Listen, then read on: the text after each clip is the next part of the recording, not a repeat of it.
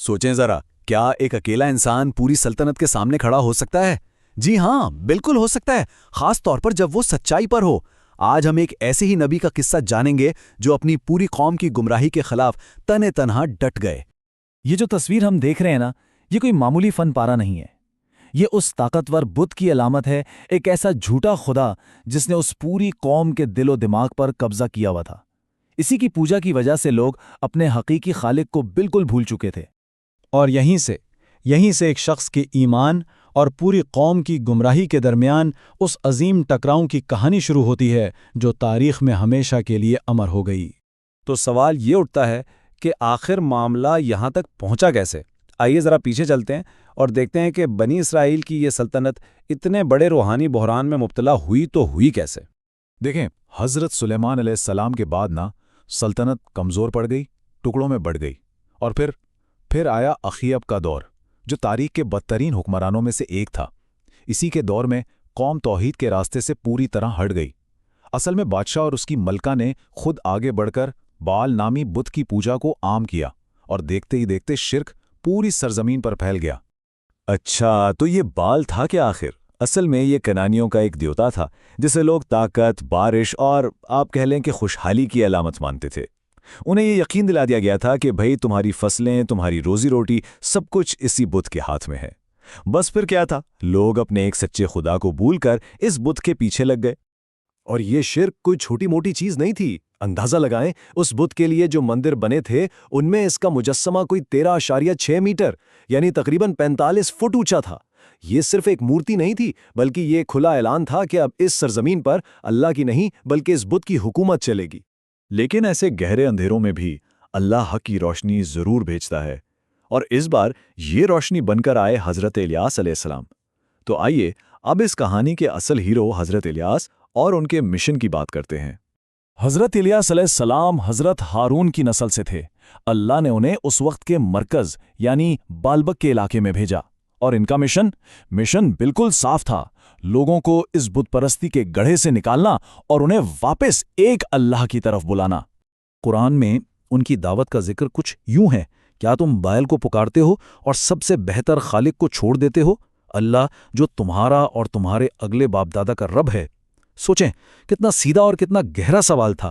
انہوں نے لوگوں کو جھنجھوڑ کر رکھ دیا کہ تم ایک ہاتھ سے بنے بت کے پیچھے جا رہے ہو اور اس رب کو چھوڑ رہے ہو جو صرف تمہارا ہی نہیں، تمہارے باپ دادا کا بھی پروردگار ہے۔ تو چوائس بالکل کلیئر تھی۔ ایک طرف تھا اللہ، کائنات کا بہترین خالق، ان کے بزرگوں کا رب، اور دوسری طرف بال، ایک بت جسے انسانوں نے خود اپنے ہاتھوں سے بنایا، ایک جھوٹا معبود جو نہ کسی کو فائدہ پہنچا سکتا تھا نہ نقصان۔ لیکن بات وہی ہے، جب آنکھوں پر غفلت کے پردے پڑ جائیں تو سیدھی بات بھی سمجھ نہیں آتی۔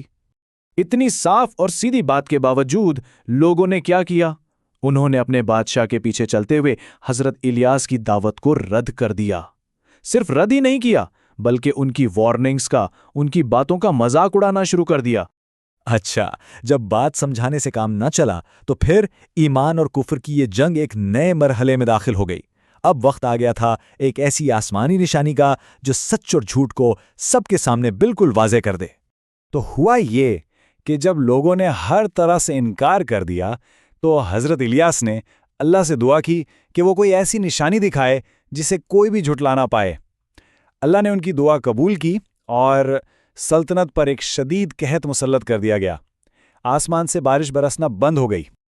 اور یہ کوئی 1-2 مہینے کی بات نہیں تھی، پورے 3 سال تک بھوک اور پیاس کا راج رہا، زمینیں سوکھ گئیں، جانور مرنے لگے، اور قحط نے پوری قوم کو گھٹنوں پر لا دیا۔ یہ ان کی اپنی ضد اور سرکشی کا نتیجہ تھا۔ آخرکار جب بھوک اور لاچاری نے ان کا سارا غرور خاک میں ملا دیا، تب انہیں اپنا وہ جھوٹا خدا بال یاد بھی نہ رہا۔ اور جانتے ہیں وہ کس کے پاس مدد کے لیے بھاگے؟ اسی نبی کے پاس، حضرت الیاس کے پاس، جن کا وہ کل تک مذاق اڑا رہے تھے۔ حضرت الیاس نے اللہ سے دعا کی اور رحمت کی بارش برس پڑی، زمین پھر سے ہری بھری ہو گئی۔ لیکن افسوس کی بات یہ ہے کہ جیسے ہی مشکل وقت ختم ہوا، لوگ اپنا وعدہ، اپنی توبہ، سب کچھ بھول گئے اور واپس اسی بت پرستی میں جا گرے جس نے انہیں تباہی کے دہانے پر پہنچایا تھا۔ بھلے ہی قوم نے بار بار دھوکہ دیا، لیکن اس کا یہ مطلب نہیں کہ حضرت الیاس کی ساری محنت ضائع ہو گئی۔ بالکل نہیں، ان کی ثابت قدمی نے ایک ایسی میراث چھوڑی جو آج بھی زندہ ہے۔ دیکھیں، حضرت الیاس نے یہ بھی یقینی بنایا کہ سچائی کا یہ پیغام ان کے بعد بھی چلتا رہے۔ انہوں نے حضرت عیسیٰ علیہ السلام کو اپنا جانشین بنایا، ان کی تربیت کی تاکہ توحید کی یہ دعوت کبھی نہ رکے۔ اور اسلامی روایات میں حضرت الیاس علیہ السلام کا ایک بہت ہی خاص مقام بیان کیا گیا ہے۔ کہا جاتا ہے کہ انہیں عام انسانوں کی طرح موت نہیں آئی، بلکہ اللہ تعالیٰ نے انہیں زندہ ہی آسمانوں پر اٹھا لیا۔ تو آخر اس پوری کہانی سے ہم سیکھتے کیا ہیں؟ پہلا سبق، ایمان پر ڈٹے رہنا، بھلے ساری دنیا آپ کے خلاف کیوں نہ ہو۔ دوسرا، توحید یعنی ایک اللہ کی عبادت ہی ہمیشہ سے دین کا مرکزی پیغام رہا ہے۔ تیسرا، مخالفت جتنی بھی ہو، صبر کرنا اور اللہ کے منصوبے پر یقین رکھنا۔ اور آخری بات، ہر مشکل میں سہارا صرف اور صرف اللہ کا ہی لینا۔